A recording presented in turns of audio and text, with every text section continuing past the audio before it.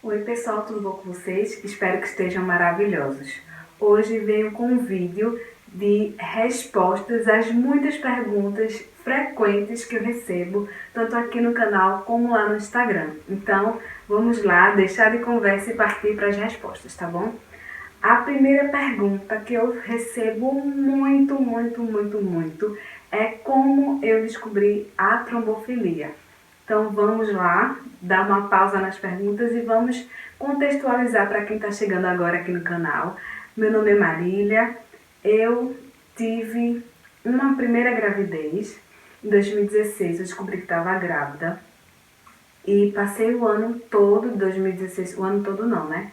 Parte do ano até janeiro grávida. E aí, quando eu estava com 35 semanas de gravidez, eu fui fazer uma ultrassom de rotina e quando cheguei lá, que a médica fez a ultrassom, descobriu que o bebê estava sem vida. E aí eu fui para o hospital no dia seguinte e fiz uma cesariana de emergência para tirar o bebê. E aí houveram todos os procedimentos subsequentes. Se você ainda não sabe, não conhece a minha história com mais detalhes, tem vídeos aqui no canal de tudo, tá bom?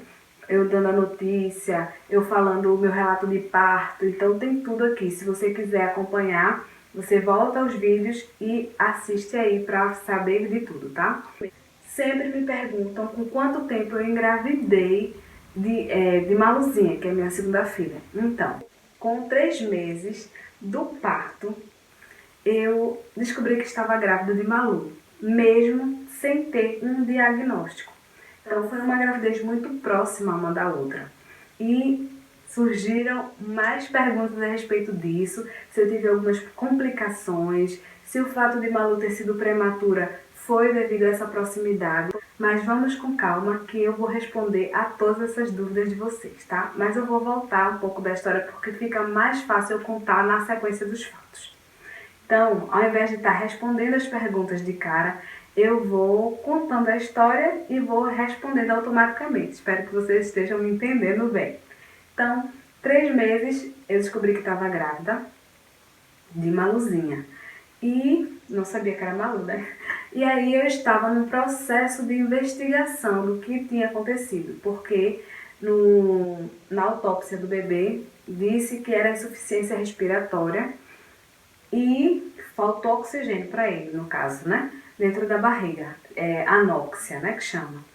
E mesmo assim eu não aceitei só esse fato. Uma amiga minha que tem trombofilia me orientou a buscar ajuda e fazer as investigações. Então eu resolvi fazer as investigações, procurei um hematologista e já estava no processo dos exames, que são exames demorados. E aí vem mais uma pergunta que sempre me fazem: quais foram os exames que eu fiz? Eu vou deixar aqui embaixo o link do blog que tem a relação de todos os exames. São os nomes bem difíceis, então não vou dizer aqui. E sempre me perguntam se tem mais algum tipo de exame que comprove a trombofilia. E eu não sei. Os exames que eu fiz foram esses que eu vou deixar linkados aqui embaixo no link do blog. Então está a lista toda. Então, se você precisa de um diagnóstico médico, é melhor você procurar um hematologista, porque ele vai lhe encaminhar para fazer todos os exames que forem necessários. Todos estes ou além destes. Então, eu não sou da área médica, assim, né? Não sou médica, não sou hematologista, então não posso te dizer se tem mais algum. Esses foram o que eu fiz, tá? E muita gente me pergunta se a pessoa pode ter a trombofilia só na gravidez, e sim. Existem 2 tipos de trombofilia, a adquirida e a herdada. Então, a minha é a genética, herdada. Então, eu herdei da minha família. Já a adquirida, você pode sim adquirir na gestação, tá? Então, por isso que é bom sempre investigar, ter um alerta aí. Mas voltando, eu estava no processo de investigação e descobri que Maluzinha já estava na minha barriguinha. E aí eu corri para marcar uma consulta com um obstetra que é especialista em alto risco. Muita gente me pergunta quais foram os médicos que me acompanharam durante a gestação de Malu. Então foi o Dr. Glaucio Nascimento, ele é especialista em alto risco, e fora as outras muitas especialidades que ele tem. Inclusive ele tem livro publicado dele. Então, se vocês são daqui da minha cidade, de Recife, ele atende por convênio, não sei quais, tá? O meu é Unimed Recife e ele atende pela Unimed, a agenda dele é super lotada, então é bem difícil conseguir vaga, mas eu indico. E o hematologista que me acompanhou durante toda a gravidez e ainda me acompanha é o Dr. Rodrigo Florencio, tá? Então, ele também atende por plano, esse eu sei que ele atende o meu, sei que ele atende a Pivida, mas não sei quais são os outros planos. Então, você coloca aí no Google o nome deles e procura as informações de telefone e endereço do consultório, porque vocês vão achar facilmente, tá bom? Então, retomando novamente a história, eu fui para Dr. Glaucius e ainda não tinha um diagnóstico, mas assim que descobri, meus exames deram sim trombofilia, e aí eu já comecei imediatamente, juntamente com o hematologista, a fazer o acompanhamento, além do acompanhamento, o uso da medicação. Muitas pessoas perguntam com frequência quais foram as medicações que eu usei, qual o tratamento que eu fiz. E eu usei 2 medicações específicas para isso, o AS, tá?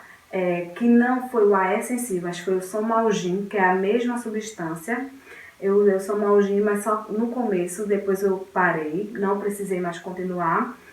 E usei o Clexane de 40, que é um anticoagulante. Adicionado a isso, eu usei meias de média compressão, porque para cada tipo de trombofilia, se você tem até mais de um tipo, você vai usar um tipo de medicação específica. Eu conheço pessoas que começaram com a Clexane de 40 e terminaram a gestação com a Clexane de 80. No meu caso, eu usei a de 40 durante toda a gestação e após o parto, até 8 semanas, eu fiz uso da meia de média compressão e todos os dias só tirava para tomar banho e dormir. E o uso da Clexane também eu utilizei até 8 semanas após o parto. Muita gente pergunta se hoje eu ainda continuo fazendo algum tipo de tratamento e não, só em casos específicos, que é em casos de viagem, porque aumenta o risco de trombose, né?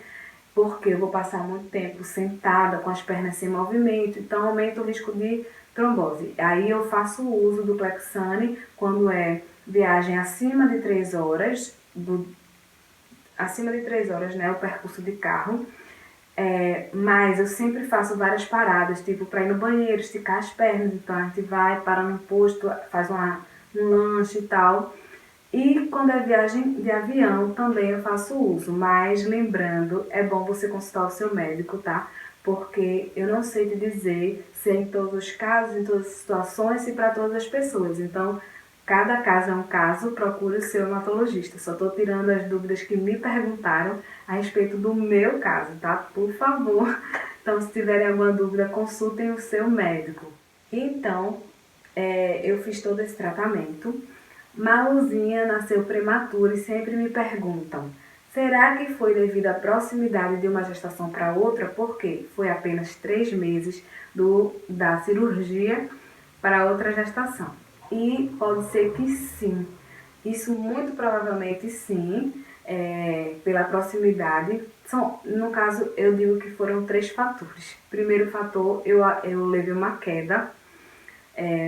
Uma semana antes de eu entrar em trabalho de parto, né? Porque, para quem não sabe, eu entrei em trabalho de parto e não sabia. Eu fui para consulta de rotina com o Dr. Glaucius. Quando ele chegou lá, ele sentiu minha barriga bem contraída, percebeu que eu estava tendo uma contração, fez o toque e descobriu que eu estava já em trabalho de parto.